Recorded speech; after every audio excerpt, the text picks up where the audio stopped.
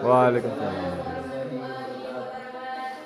Baiklah, di sini saya akan menjawab pertanyaan nomor 1, yang mana pertanyaannya adalah mengapa perlu ilmu fisika statistik padahal sudah ada fisika klasik dan fisika kuantum?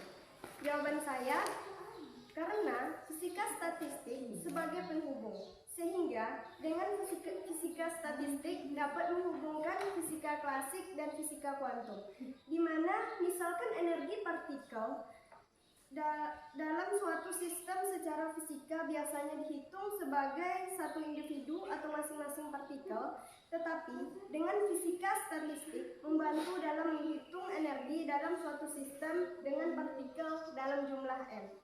Sehingga dengan menggunakan teori statistik dapat untuk memprediksi secara kemungkinan terbesar bahwa jumlah energi tertentu mungkin didistribusikan antara partikel dalam jumlah besar yang mengikuti baik mekanika klasik maupun mekanika kuantum. Selain dapat menghubungkan fisika klasik dan fisika kuantum, seperti yang kita ketahui bersama, fisika statistik merupakan ilmu yang tidak dapat berdiri sendiri. Oleh karena itu, fisika statistik juga berhubungan dengan pengembangan pada fisika klasik dan pengembangan fisika kuantum.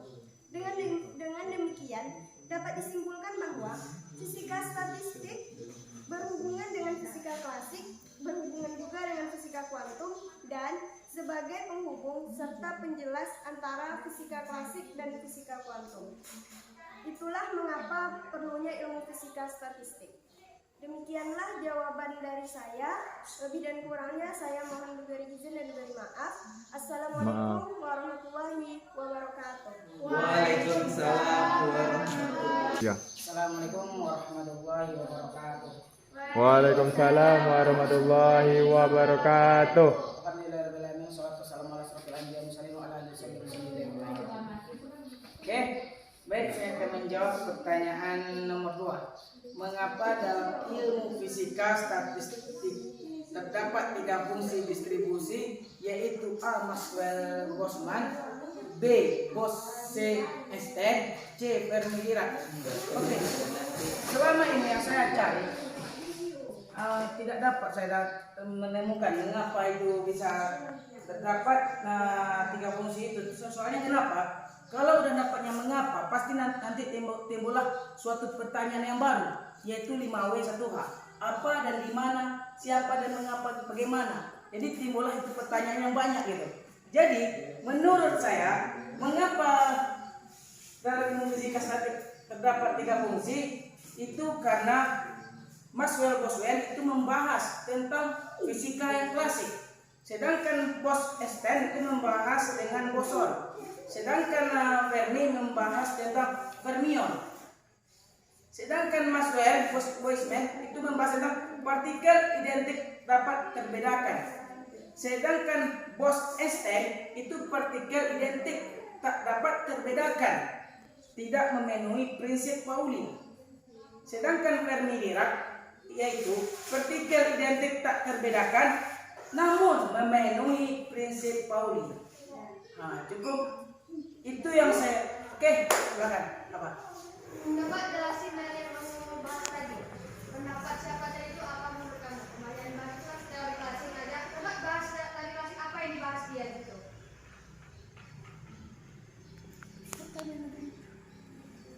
Karena kan kamu jelasinnya masih detail. Oke. Apanya aja. Teori klasik itu kita sudah pernah belajar tentang teori klasik pada pelajaran yang berikutnya. Saudara sendiri pada sebelumnya gitu. Pasti saudari sendiri sudah tahu itu apa teori klasik. Tidak perlu saya jelaskan panjang lebar. Itu masa Anda nggak tahu? Sedangkan Anda sudah belajar teori klasik. Saya lupa tolong jelaskan.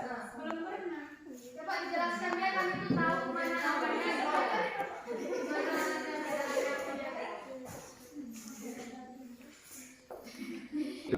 Saudari Henry, oke, saya akan menjawab. Apa itu teori klasik yang tadi saudara-saudari bertanya dengan saudara Jeki? Oke, teori klasik adalah mementingkan aspek struktur dan fungsi, bahwa untuk mencapai efisiensi yang tinggi, maka struktur organisasi harus stabil. Semakin stabil maka semakin efisien, sehingga struktur dan fungsi cenderung selalu tetap atau tidak berubah. Itulah teori klasik. Jadi apa ada lagi yang ingin kita di sini berdiskusi gitu? Atau ada yang ingin menambah gitu? Kalau tidak ada, saya tutupi dengan Assalamualaikum warahmatullahi wabarakatuh. Waalaikumsalam warahmatullahi wabarakatuh. Assalamualaikum warahmatullahi wabarakatuh. Waalaikumsalam warahmatullahi wabarakatuh. Baiklah, di sini saya akan menjawab pertanyaan nomor 3, yaitu sebutkan contoh masing-masing aplikasi dari ketiga distribusi tersebut. Yang pertama yaitu aplikasi pada fungsi distribusi Maxwell-Boltzmann. Sistem yang tersusun oleh partikel-partikel tidak identik atau terbedakan dan memenuhi hukum-hukum fisika.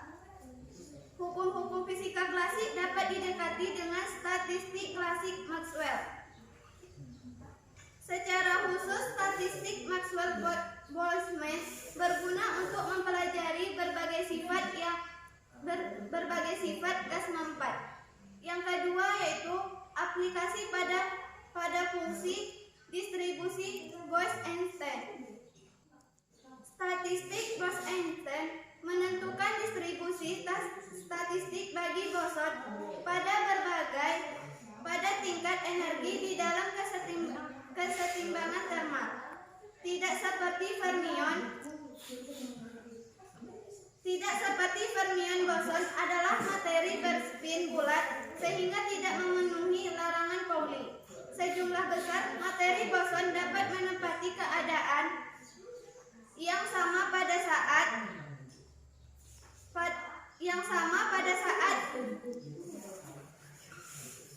menempati keadaan yang sama. Hal itu dapat menjelaskan mengapa pada suhu rendah boson dapat berperilaku sangat berbeda dengan fermion. Semua materi dapat akan menggumpal bersama-sama pada keadaan energi rendah. Proses yang demikian itu disebut sebagai kondensasi Bose-Einstein. Misalnya pada fenomena superfluida di dalam helium cair. Superfluida didasari oleh kemajuan teknologi cair-cair menggunakan superkritis. Superkritis atau mendekati kritis seperti CO2 dan gas biner lainnya.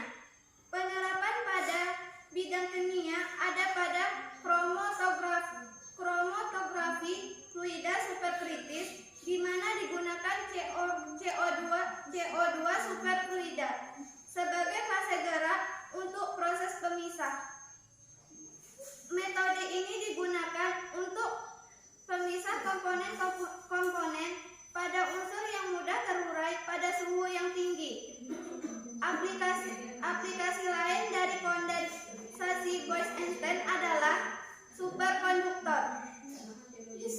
Superkonduktor merupakan material yang dapat menghantarkan arus listrik tanpa adanya hambatan, sehingga dapat mengalirkan arus listrik tanpa kehilangan daya.